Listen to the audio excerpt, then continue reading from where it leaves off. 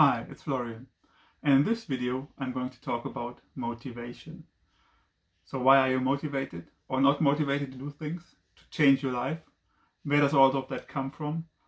How can you gain more motivation in your life? And I guess you will learn something from this video, so stay tuned. So what is motivation? Everyone knows, especially what it means to be not motivated to do things. So maybe you know I want to change the food that I eat. I want to eat more healthy. I want to study more. I want to quit smoking. I want to start working out more. And then you need to find motivation to do it. Just to get started, you need motivation. And you just don't. So you know you want to change things in your life and you just don't change them. You know that you do things that might be bad for you, that you might really, that you even suffer from, but you don't change them. And then you start changing them. Maybe you find a bit of motivation and start changing them. And in the end, you see, oh, it's a long way. Oh, it's frustrating. Oh, it's hard. It's raining outside. I don't want to go out and work out. I'm not feeling so good. There's the new series coming on Netflix, whatever. And you just quit and you stop doing things. So you gain the first bit of motivation, but you don't keep it. So why is that happening? And why are some people motivated and others are not motivated to do a lot of things? And the reason that is actually located in your brain, because your whole system, your whole body wants to keep in a state where it is currently. It doesn't want to change. Your whole brain is explaining to you why it is a bad idea to change. And the only thing that is explaining to you why it's a good idea to change is something called prefrontal cortex. That's where your conscience is, and you need your conscience and especially free will to become motivated to do things. So to convince yourself basically that you want to change. So motivation is work. It's not something that happens to you. You don't just become motivated. You need to work for it. You need to be aware that you must change something, and you need to explain to yourself over and over again why you need to. So it's very hard work of your conscience fighting with the rest of your brain to stay motivated. So people who are motivated to do things, in the beginning, they need to fight to stay motivated. And you need to be aware that it is a fight against yourself, not against anyone else. No one cares if you change your life. No one cares if you are motivated to study or motivated to look for another job or whatever. No one cares, just you care, and you should care, because it gives you a lot of fulfillment once you achieved it. So motivation means being honest with yourself and over reflecting and over pushing you, because it's a fight of your conscience, actually yourself with yourself. So with your so-called lizard brain, it's the brain that works against you, says, oh, I want to have sweets, I don't want to go and work out, I want to watch Netflix, I want to stay at home, and all of that. You need to fight against that. And it's not something that happens, it's something that you need to train yourself for. But the reward is very, very big, because not only you change your life, and that's a success for you, but you also get something that is discipline. And discipline, there's a book about it, discipline equals freedom. So you actually, once you employ the free will to gain motivation, you are actually a free person. The moment you let yourself control by basically the lizard part of your brain, it is you are not a free person anymore. You do things like you're on automation. You go to work, you go shopping, buy things that you see.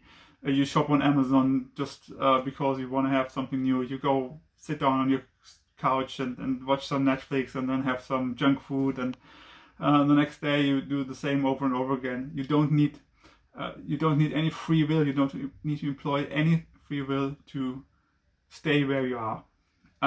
So you need to be aware that actually you are basically on autopilot most time of your life, and even motivated people are most time of their life on autopilot and not employing free will. And the one thing where you can really employ free will is gaining motivation to changing something, to changing habits. And once you do that for some time, your brain will adapt and it will be easier for you. But the first time, the motivation is something you need to work for, and the reward is big. because you will gain fulfillment in your life. In the end, it is because you then achieved something. You sacrificed something. So you sacrificed watching Netflix, for example. You sacrificed junk food, but you gain something in advance. And at least you get somewhere if you make a sacrifice. If you don't make the sacrifice, you will get nowhere. You will stay where you are. It can be also sometimes a mistake, but if you don't make mistakes, you don't learn. So being motivated to change things, to change your life, to reflect yourself, is something that is really useful, it's really helpful for you, and it's a lot of work. And you should always be aware of that. And of course, if you want to find motivation, you need to have a strategy. So it's not just coming to you, and you cannot start 10 things at once. You need to concentrate on things. You can do anything, but not everything. That's very important to remember. So make a list, make things you want to change in your life, make a list about things that you really want to improve, and then choose one or two and really do them. And maybe choose one that you do as hard as you didn't do anything before, because most people never tried that. Most people never did something as hard as they possibly could. And it is very important to do these kind of things because it shows you where your limits are. You can either choose doing something that is like sports, or you can do something like in your job, really working hard, something like that. Just see where is your limit, and that is very, very important to figure out. I did that during my PhD. So the PhD was really my limit. I did a PhD. I worked at university during that. I worked as a consultant during that, and I got fathered twice. So it was a hell of a time, but it showed me my limit. And I still benefit from knowing where my limit is. So it's something you should be also motivated to, working really hard on one thing and working really hard to see where is the limit that you can do. And in the end, you will get rewarded for all of that. You will get rewarded with a lot of knowledge. You will get rewarded with fulfillment in your life. And you will get rewarded with actually achieving something and aiming at something, and not just sitting around and letting things happen to you. Because that's the worst thing you can do. If you do that for 20 or 30 years and ask yourself, what did I do with my life? It will be very frustrating if you see it's watching Netflix, having a job that I actually hate doing, and living a life that I don't really want to live. So motivation will help you to do that, but it's of course work to go there. And I wish you all the best to achieve that. I hope you learned something in this video. There are a lot of talks also on YouTube about this motivation stuff. The ones I can recommend are the ones of Jordan Peterson and of Jocko Willink.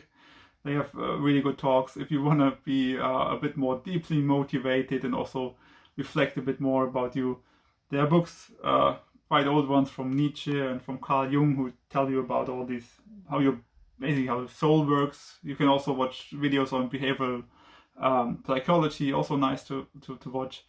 But it's very important to be aware. Motivation is something you're responsible for, and not the world or the universe or someone else. So I hope you learned something. If you did, give it a thumbs up. If you really liked the video, subscribe to the channel.